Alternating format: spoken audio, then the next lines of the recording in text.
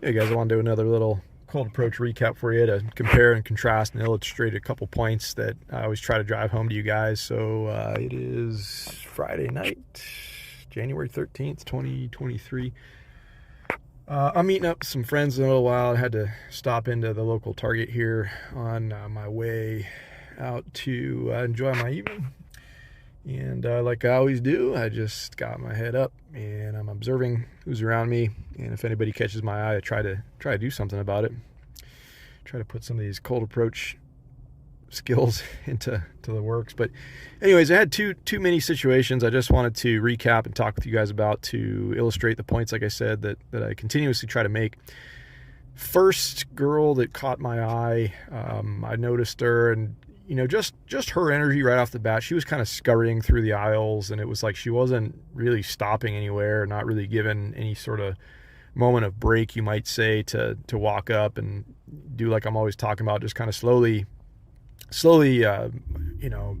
approach, slowly walk up, kind of saunter down the aisle. Don't be briskly walking up and just stopping right in front of her face and trying to do something. But that's like the first thing in my mind, or one of the first things when I'm always talking about this business about trying to read energy, right? That sort of energy where a woman is not really taking her time and lingering, she's kind of scurrying around. I mean, it could either be that maybe she's taking notice of you and she doesn't want to be proximate to you, which is fine. That happens. It's whatever. You never really know what's going through other people's minds, or she's rushing around. She's got stuff going on about her day. Whatever the case is, I still just tried to feel it out a little bit more, and it was kind of funny. It got to that point where I was having to make too much effort to just kind of follow her from aisle to aisle, and it just got to be ridiculous. I just said screw that and didn't even try to do anything with that situation, and just left it be. But I wandered over to another part of the store, and it was a good contrast because just in direct opposite of those elements that I just described, a couple things happened that were positive that I wanted to lay out and reiterate and affirm to you guys that, hey, when it's good energy, when things just come together and you're doing your observing, all those things work in your favor, it works out quite nicely most of the time. So anyways, this girl, first of all, she was definitely taking her time. She was parked in front of this little area. She was looking at like stationery or cards or something like that. And so I walked by her initially, and I did my sweep of analysis, you might say. Didn't see a ring on her finger, anything like that. And like I said, just trying to pick up on her energy and just, see if her eyes perked up when I walked by her.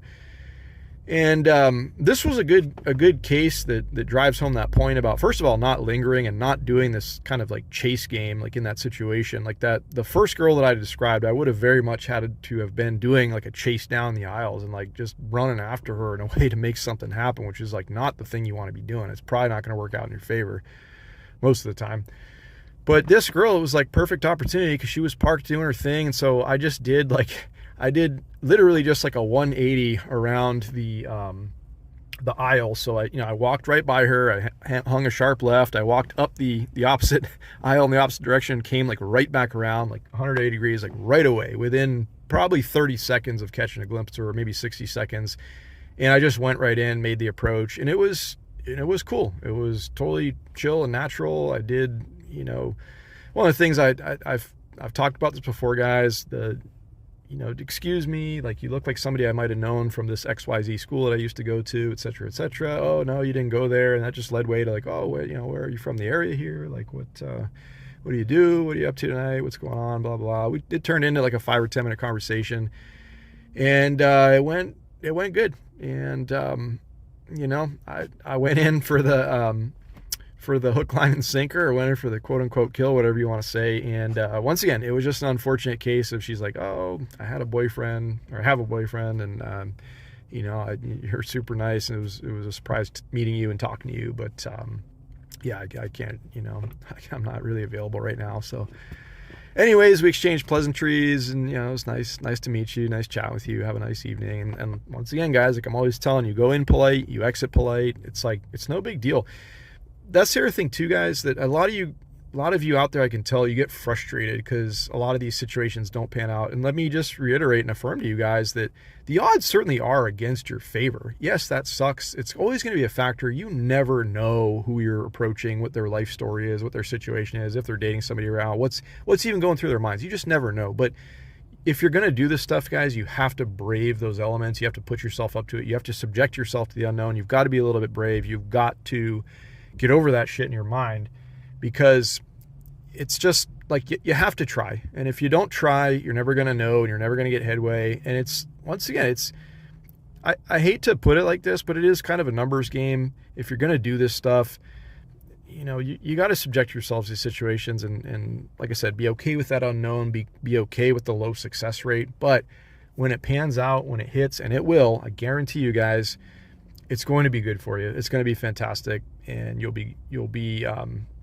just beside yourself, and you'll enjoy that fact that you met in a cool, different way, that you met outside the confines of that ridiculous online dating bullshit, that you walked up like a real man to a real woman in a real world setting, outside of a bar, outside of a club, outside of these normal places where you got the liquid courage going. You just did it in broad daylight, in plain sight of everybody. That shit is amazing, and it's really cool when it works out. Every single one of you guys can do this stuff. I know you can. Let's keep talking about it. Keep working on it, guys. Don't give up. Don't get discouraged. I know the number's against you, but be that guy. Be that guy that stares that fact down and says, nope, I'm still going to try this. I'm still going to do this. I'm still wanting to do things different than everybody else in the world does, okay? You'll stand out. I guarantee you. Even the last thing I'll say in closing is that the second girl that I approached, she was so appreciative, and she was just like beside herself. She's like, wow, that was so nice that you just walked up and started to talk and introduce yourself in such a way. She's just like, that just never happened. So that's another thing I'm always telling you guys. Yeah, I'm beating a dead horse. If you listen to my channel long enough, you've heard all this stuff before, but we're going to keep talking about this, guys. We're going to keep trying to make you better. We're going to get you into the groove. You can do this stuff, guys, okay? All right, guys, hope you're having a wonderful night. We'll talk to you real soon.